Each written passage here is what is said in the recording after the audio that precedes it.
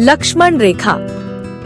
भगवान राम, सीता और लक्ष्मण जी जब चित्रकूट के घने वन में अपने वनवास के दौरान गमन कर रहे थे, तब अचानक वहां सीता जी को एक आवाज का भ्रम पैदा हुआ।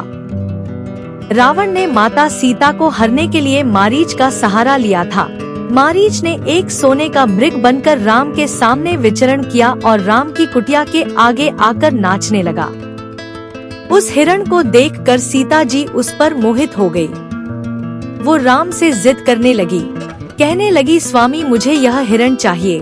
सीता जी की जिद करने पर भगवान राम ने वीर लक्ष्मण को बुलाकर जंगल की ओर जाने से पहले लक्ष्मण को कहा, मैं जंगल में हिरण का शिकार करने जा रहा हूँ।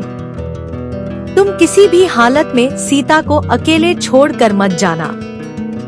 कुछ देर में जब मारीच, जो कि हिरण रूप में था, वो श्री राम के हाथों मारा गया।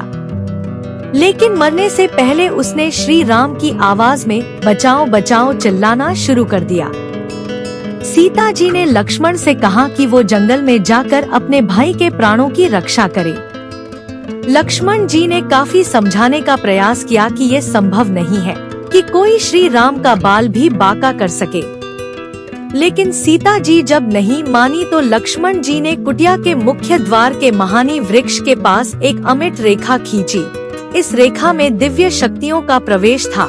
इस रेखा को कोई भी अनजान व्यक्ति लांघ नहीं सकता था। यदि वो उसका प्रयास भी करता तो वो भस्म हो जाता।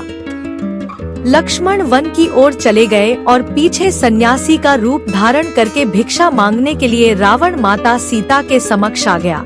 उसने जब उस लक्ष्मण रेखा को लांघना चाहा तो वो असफल हो गया।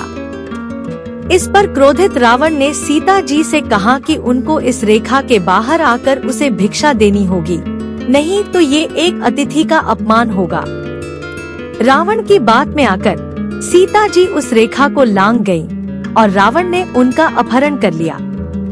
सीख, अनुशासन और मर्यादा की सुरक्षा में ही जीवन की रक्षा है। यह आत्मनियंत्रण का प्रतीक है। दूसरा, राम जी के हाथों मारे जाने से मारीच का उद्धार हो गया। ऐसे ही और वीडियो देखने के लिए मेरे पेज को सब्सक्राइब करें।